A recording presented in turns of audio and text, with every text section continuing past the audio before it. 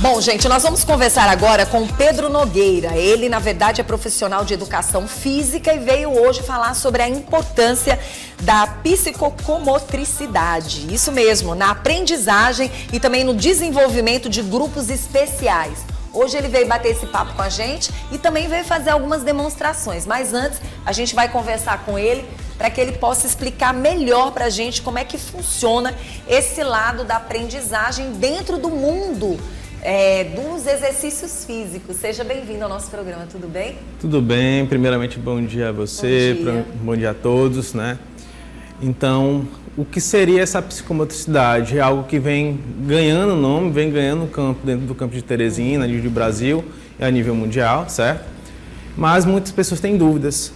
O que é que a gente trabalha? A psicomotricidade, ela trabalha desde o campo infantil até, no caso, na situação do indivíduo idoso, né? Todas as etapas da vida. A psicomotricidade, ela vem do psique, que significa alma, tá? Então vai trabalhar o aspecto cognitivo, o aspecto emotivo, o código cognitivo, né? Motriz, que envolve o movimento, idade, todas as etapas da vida, certo? Hoje o meu nicho principal são crianças que apresentam o espectro autista, né? Não por ser um interesse próprio meu, mas é porque existe uma frequência muito grande dessas crianças, né?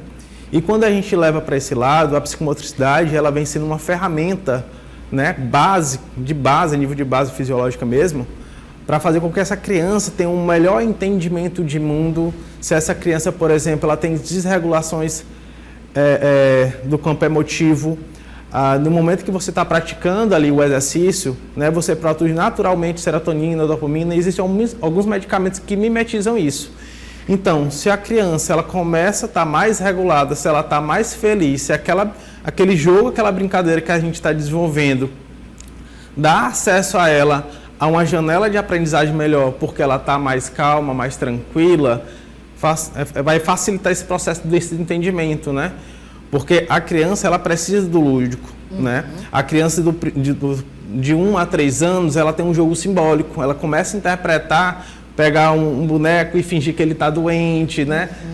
Tentando fazer... Quer dizer, tem aquele lado lúdico, né? O cognitivo e, ao mesmo tempo, a questão dos próprios exercícios. Sim. Que há uma necessidade de trazer esses elementos todos para que essa criança, que de uma certa forma encontra uma dificuldade ou que ela precisa estar mais à vontade dentro da situação, essa prática, de uma certa forma, ajuda esse ser humano, essa pessoa, a desenvolver habilidades que muitas vezes ali quietinha no mundo dela não desenvolveria. Então essa parte da musculação, essa parte dos exercícios físicos vem como soma, não é isso, Pedro? Exato. Existe a parte da habilidade motora, que é o senso, a noção de tempo, de espaço, equilíbrio, lateralidade, motricidade fina, mas carregado com isso vem a expressão, vem a emoção. Estimula, né? Estimula, sim. A criança, às vezes, que tem um espectro autista, ela tem uma dificuldade na expressão e no comunicar, né? Então, se a partir do momento que a criança começa a entender o que é um jogo, que o jogo e a brincadeira tem um início, meio e fim, ela generaliza isso para os outros campos da vida, né? No entendimento de outras ações. Muito bom. Pedro, a partir de que idade é interessante essa mãe dessa criança autista já colocar ela para essa prática dos exercícios físicos, para que esses elementos todos sejam trabalhados? Pronto. No caso do espectro autista, às vezes é um pouco difícil fechar o diagnóstico. Sim. Né? Então, a melhor forma de fazer é de forma preventiva, porque a psicomotricidade em si, não necessariamente ela só está apta para um indivíduo que está doente ou tem uma fisiopatologia. Ela pode ser colocada também para indivíduos normais, típicos. Sim. Né? Então, se a criança ainda tem uma dúvida se está ou não está engateando para um processo aí de desenvolvimento do espectro autista, a partir do ano e meio, 2 anos, já pode começar a estimular e prevenir muitas dessas ações. Até quando é colocado um profissional nessa idade, quando a criança desenvolve, existe uma dificuldade de fechar, às vezes, algum possível diagnóstico, porque ela já melhorou muito. Muito bom, maravilha. Como na prática funciona? O Pedro vai ensinar pra gente, né, Pedro? Sim. E aí o Marcelo topou. Vem pra cá, Marcelo. Bora lá, Pedro. Vamos. Já tô curiosa aqui. Vem, pode vir, Marcelo, pode vir. Ó, Vamos Tem lá, crianças que são mais novas e ela tem um baixo entendimento cognitivo, outras pessoas mais velhas têm um melhor entendimento cognitivo. Sim. Eu vou apresentar uma atividade que trabalha aqui o tempo e a resposta dele. Algo bem simples. Vou pegar aqui essa bola e vou jogar, ele vai ter que capturar. Isso, muito bem. Isso foi algo positivo. Agora eu posso dificultar esse mesmo exercício. Sim. Agora, com o uso desses cones, eu vou pedir para o Marcelo ter a missão de não deixar o balão cair e levantar os cones. Como assim? Vou mostrar. Vai bater aqui no balão, vai ter que levantar o cone e antes que ele caia, entendeu? Que interessante. É uma variação do mesmo exercício no grau mais intenso.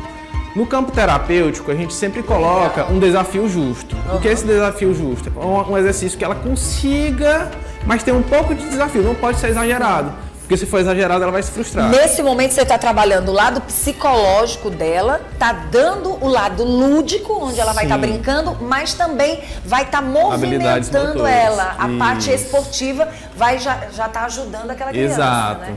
A percepção aqui dela, da criança, no caso, de espaço, de tempo, de ritmo, porque ela vai ter que imaginar o tempo que o balão vai para cima antes que ele cair e bater novamente. Tem ritmo, espaço e tempo que ela vai ter que conseguir controlar. Bora ver? E lateralidade. Joga ele pro alto. Muito bem. Muito bem! Bom demais. Uma hora tu pega. E se possível, eu poderia mostrar até mais uma atividade também. Muito certo? bom. Fica à vontade, eu Pronto. tô amando. O que acontece? O autismo, a principal dificuldade não é só o autismo em si. Sim. Às vezes ele acompanha algumas comorbidades, o TDAH, o déficit de atenção. Sim. Um tempo de espera para fazer uma atividade muito reduzida. Ele está fazendo uma coisa que ele já se dispersa. Né? Mas já aconteceu, Pedro, de você trabalha mais com crianças do aspecto autista, mas já aconteceu de mães te procurarem com filhos que tenham só o TDAH, enfim, sim, e que de uma certa forma ajuda bastante, né? Ajuda. A criança, pra você ter ideia, às vezes tem uma criança que tem um espectro autista, vamos supor, nível de esporte 1, e se ela começa a fazer essa intervenção, às vezes as habilidades motoras ela fica melhor do que uma criança dita né, normal ou típica que não faz essa atividade. Muito bom, vamos ver o próximo. Que a gente vai acompanhando toda a etapa da vida dela. Muito bom. Ó, essa atividade ela é bem difícil, né? Sim. E precisa de um tempo de espera e paciência por parte dessa criança. Certo. Certo? Pode deixar.